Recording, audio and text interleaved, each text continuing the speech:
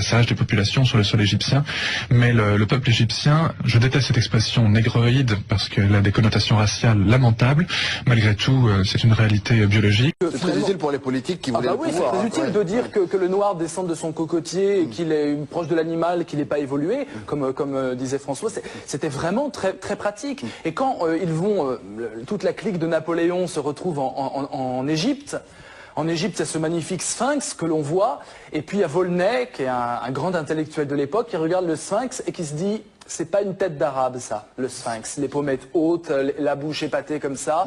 Il regarde les Coptes autour, et il se dit, c'est un croisement entre un noir et un blanc, enfin il y a quelque chose de négroïde dans le sphinx. Et évidemment, tout ça, ça a été étouffé, c'est dans ses écrits, hein. Volney dit, le sphinx est noir, enfin le sphinx est plus proche du noir que de l'arabe. C'est ce qui est logique, puisque les arabes sont venus largement après la fin de l'Empire égyptien. Dites-le aux téléspectateurs. Non, pour moi, tout en